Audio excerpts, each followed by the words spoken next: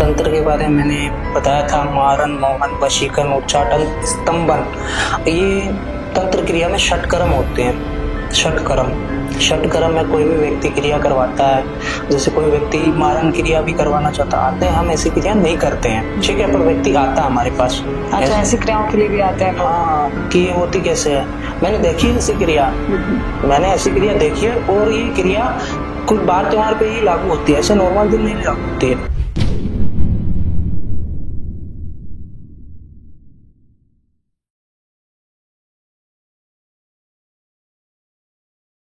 Hello दोस्तों, welcome to TVT podcast. आज हमारे साथ में कृष्ण कुमार जी हैं, जो कि तांत्रिक है, अघोरी हैं और साधक भी हैं। आज बहुत सारा खुलासा करेंगे तंत्र के बारे में। नई प्रॉपर्टी खरीदना चाहते हो तो उसके लिए क्या सावधानी बरतें, बहुत सारे चीजें हैं रिलेशनशिप के ऊपर। तो आज हमारा एपिसोड आप जरूर देखें और एंड तक बने रहें। जय श्री महाकाल तन्वी जी, मैं आज आपकी ऑडियंस को ये सब कुछ बताना चाहता हूँ कि तंत्र में क्या क्या चीजें होती है, प्रॉपर्टी से रिलेटेड, वशीकरण के रिलेटेड, किया कराया, मारन क्रिया, मारन, मोहन, उच्चाटन, ऐसी छठ कर्मों की विधि में आपके माध्यम से बता रहा हूँ, टीवीटी के माध्यम से। और कोई भी भक्त हो वो शुरू से लेकर एंड तक जरूर देखें, उसमें आपको सीखने के लिए भी मिलेगा और कुछ जानकारी भी मिलेगी कि पॉजिटिव क्या होता है और नेगेटिव क्या होता है। ठीक है जी, जय श्री महाकाल। हाँ, अभी आपने तंत्र के बारे में बताया और उनके अभी नाम भी बताए, तो उनके बारे में थोड़ा बताएं। तंत्र के बारे में मैंने बताया था, मारन, मोहन, वशीकरण, उच्चाटन, स्तंभन। ये तंत्र क्रिया में षटकर्म होते हैं। षटकर्म में कोई भी व्यक्ति क्रिया करवाता है। जैसे कोई व्यक्ति मारन क्रिया भी करवाना चाहता आते हैं, हम ऐसी क्रिया नहीं करते हैं, ठीक है, पर व्यक्ति आता है हमारे पास। अच्छा, ऐसी क्रियाओं के लिए भी आते हैं लोग। हाँ, कि ये होती कैसे है। मैंने देखी है ऐसी क्रिया, मैंने ऐसी क्रिया देखी है, और ये क्रिया कुछ बार त्योहार पे ही लागू होती है, ऐसे नॉर्मल दिन नहीं लागू होती है। मैंने अघोरियों को देखा है ऐसी क्रिया करते हुए शमशान में, मारन क्रिया, क्योंकि उस समय मैं छोटा ही था, आज से 8-9 साल पहले की बात है। तो वो कुछ आकृति बना रहे थे, पुतला और एक मिट्टी का घड़ा लिया उन्होंने। तो मैंने उनको पूछा कि गुरुजी आप क्या, मैं शुरू में इसी फील्ड में हूँ, मेरे पिताजी भी ये कार्य करते थे, तो मैं पूछ लेता था उनको, वो मेरे को बता भी थे कि ये ऐसे ऐसी क्रिया है, ऐसे होती है। तो मारन क्रिया के वक्त में उस व्यक्ति का, सामने वाले व्यक्ति का कुछ क्ल्यू जरूरी है, सर का बाल या कपड़ा वगैरह। तंत्र में तो वही जरूरी है, हर काम में जरूरी है, वशीकरण में भी यही सेम चीजें हैं। तो वो लिया उन्होंने, एक पुतला बनाया, पुतले में वो चीजें डाली, और उसकी जो जान, मतलब जो उसके शरीर में जितने भी अंग है वो सारे बनाए उस पुतले में, ठीक है, और उसमें उसकी जान डाल दी। पुतले में उसकी जान डाल दी। और जो मुटकरनी कहते हैं, उस मुटकरनी होती है वो मिट्टी के घड़े में, वो दीपावली की रात्रि को जाती है और उस व्यक्ति को खत्म कर देती है। तो ये तो क्रिया होगी, और कोई इसको, किसी को आभास हो जाए कि उसके साथ ऐसा कुछ कर रहे हैं, या इसको तोड़ भी है, इसको काटा जा सकता है। आभास तो देखो, ये क्रिया है ना 11 से 21 दिन में कंप्लीट होती है, और जिस व्यक्ति पे हो रही है उसको तो जरूर आभास होता है। क्योंकि उसके शरीर में से बदबू आने लग जाती है, उसका शरीर दुबला पतला होने लग जाता है, और वो किसी व्यक्ति से दूर, हर व्यक्ति से दूर जाना चाहता है, वो अकेला ही रहना पसंद करता है कि मैं अकेला ही रहूं। घर में कभी पूजा पाठ करते हो तो वो चीजें भी उसको पसंद नहीं होती है, वो छोड़ देगा कैसा। हाँ, वो अलग ही रहना चाहता है। जिस चीज का वो सेवन नहीं कर रहा, मीट मांस मदिरा आदि का, वो सेवन करने लग जाता है, उसको पता लग जाती है ऐसी चीजें, और नाखून जल्दी बड़े होने लग जाते हैं उसके। तो उसका काट भी है? बिल्कुल है इसका काट। तो वो भी कट जाता है ऐसा क्रिया कोई कराए तो? हाँ जी, हाँ जी, पर उस व्यक्ति को जहाँ पे भी अगर वो पूछना चाहता हो कि मेरे साथ में ऐसा ऐसा हो रहा है, सच में उसके ऊपर ऐसी क्रिया की गई है, तो वो ऑनलाइन नहीं होता है। अच्छा, आना पड़ता है उसको, आना पड़ेगा। हाँ जी। ब्लैक मैजिक भी इसी का पार्ट है? हाँ जी, ब्लैक मैजिक मैंने मारन, मोहन, षटकर्म, सारे ब्लैक मैजिक, वशीकरण ये आ जाते हैं उसमें। तो ब्लैक मैजिक एक ऐसी क्रिया है कि किसी व्यक्ति को परेशान करने के लिए, जैसे किसी की रूह हो, आत्मा हो, वो उसके ऊपर लागू कर दी हो। प्रेत होते हैं ना, जो प्रेतों की यूनी होती है, उनको कंट्रोल में करके कुछ लोग उनके ऊपर छोड़ देते हैं। कि कई बार तो लड़कियों के ऊपर भी छोड़ देते हैं जिसके साथ वो गलत कार्य करते हैं, फिजिकल वगैरह, ऐसा भी होता है उनके साथ। वो कोई व्यक्ति के ऊपर भी छोड़ देते हैं जिसके घर के अंदर कभी बर्तन गिर जाना, कभी कुछ हो जाना, कभी कुछ हो जाना, मतलब एक आवाज कराती है ऐसी चीजें कि मैं हूँ यहाँ पे। अच्छा, पहले आभास कराएंगे। हाँ, सताती है वो चीजें, हर एक चीज डिमांड करती है वहां से। अगर डिमांड नहीं पूरी होती है उनकी तो वो परेशान भी करती है और हानि भी पहुंचा सकती है। ये तो ब्लैक मैजिक।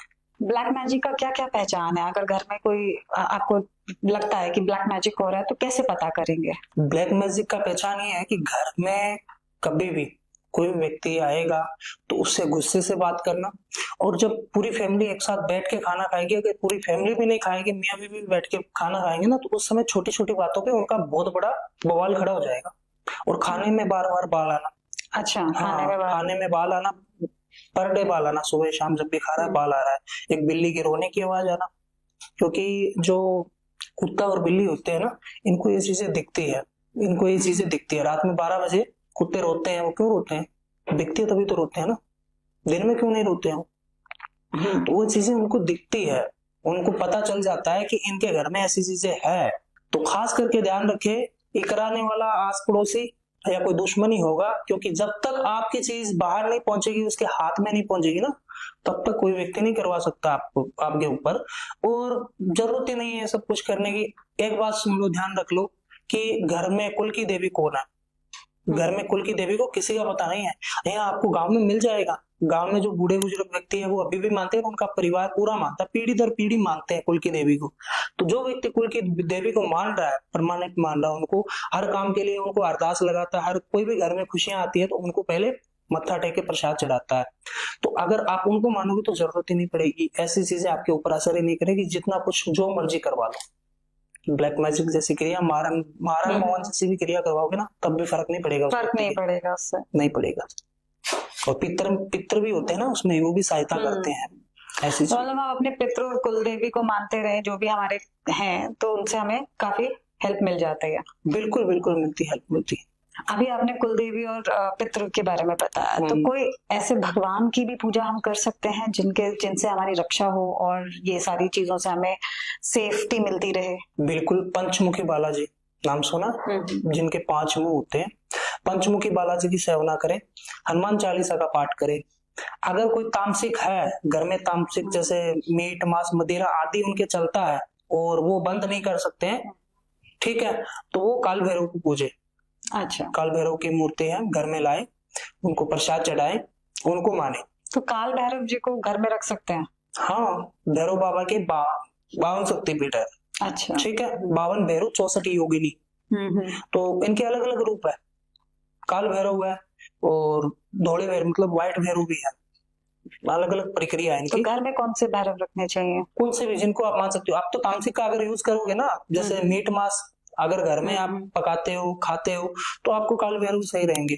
अच्छा, क्योंकि जो ये मीट मांस खाता है ना, उनकी बुद्धि उग्र ही रहती है, कभी कोई प्यार से जवाब नहीं देता वो व्यक्ति। मतलब खाने को ही दौड़ता है हर व्यक्ति, उसको कोई भी आता है वो प्यार से बात नहीं करेगा, वो गुस्से से ही बात करेगा। तो जो तामसिक का काम कर रहा है, तो वो तामसिक देवी देवता को ही पूजे, उग्र देवी देवता का रूप होता है, उन्हीं को ही पूजे। हाँ जी। और जिसके घर में सात्विक है और वो सात्विक भोजन करते हैं, तो वो बालाजी की सेवना। मैं आपको एक रियल स्टोरी बताता हूँ, ठीक है। जो आप ही अपने देवी देवताओं की बात की कि अगर इनको मानते हैं तो कुछ तंत्र का प्रयोग नहीं होता है। मैंने खुद देखा था, हकीकत में कुछ व्यक्ति उनके पीछे पड़े हुए थे, उन मतलब अच्छा खासा कार्य चलता था और वो व्यक्ति अपने काम से काम मतलब रखता था, ठीक है। तो वो उनसे दूर हो गया, अपने फ्रेंड से, अपने घर परिवार से, क्योंकि उसको काम में ही समय नहीं है। तो वो उसको कंट्रोल में करवाना चाहते थे, उसकी दौलत हड़पना चाहते थे ब्लैक मैजिक के द्वारा, कि पागल हो जाए, कुछ ऐसी ऐसी क्रिया करे, हम उनको बड़े बड़े लोगों के पास लेके जाए, उनके पैसे हम भी रखें।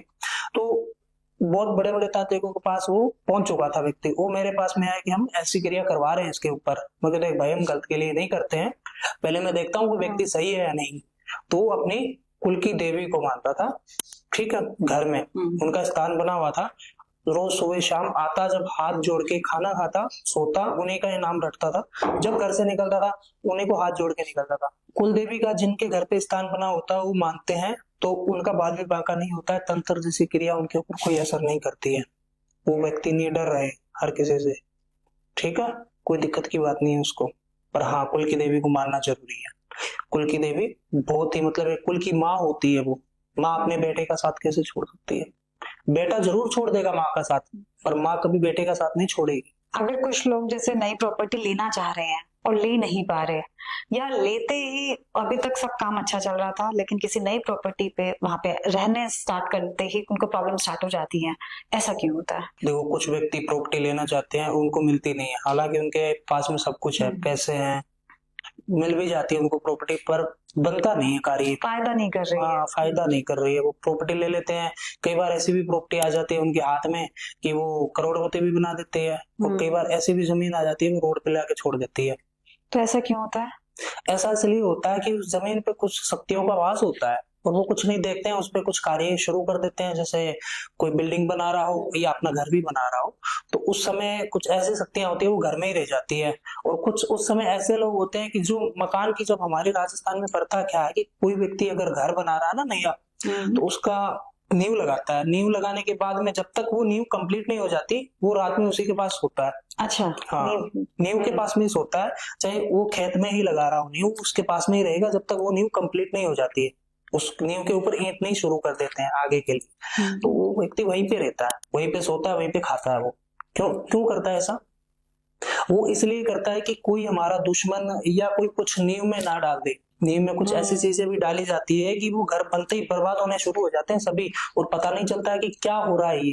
तो खास करके हर व्यक्ति ध्यान रखे, अगर कोई भी व्यक्ति जमीन जायदाद या बना रहा है या कोई बेच रहा है, तो इन चीजों का जरूर ध्यान रखे। कोई भी मकान बना रहा है और मान के चलो किसी के साथ दुश्मनी है अपनी, और वो हम जीरो है, वो अच्छा है, वो साथ में ही शुरू हुए थे, वो मकान बना रहा है, हम चल रहे हैं उससे कि वो क्यों बना रहा है, बनते ही बर्बाद हो जाए साला, कुछ क्रिया होती है, कुछ तंत्र क्रिया होती है, किसी को आती भी है, किसी को पूछ भी लेता है।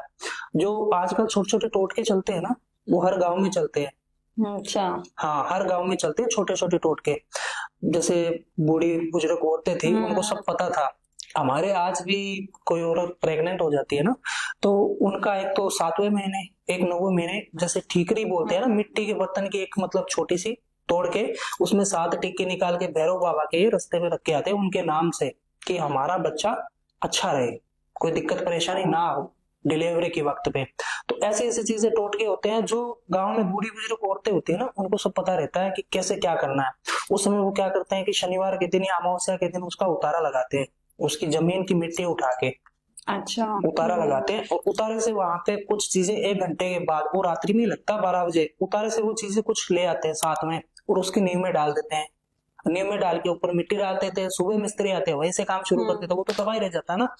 अब उसमें महाभारत भी लगा सकते हैं, जैसे कलेश भी हो जाता है घर में, और कई बार बंधन भी हो जाता है कि इस घर में प्रवेश करते ही मेरा काम ठप हो गया, या कई बार ऐसी चीजें लगा देते हैं कि इस घर में आता ही मृत्यु होनी शुरू हो गई, जैसे उसके पिताजी चले गए, दादी चली गई, मतलब हर 1-2 साल में डेथ हो रही है घर में कंटिन्यू। जय श्री महाकाल। दोस्तों, भक्तों, सभी ने आपने वीडियो देखी है, आपको कैसी लगी जरूर बताना। अगर आपको कोई अधिक जानना हो वशीकरण से रिलेटेड, अगर किसी के ऊपर किया कराया है, अगर आपको इसकी कोई तोड़ नहीं मिली आज तक, तो आप मेरे नंबरों पे संपर्क कर सकते हैं जो स्क्रीन पे चल रहे हैं। जय श्री महाकाल।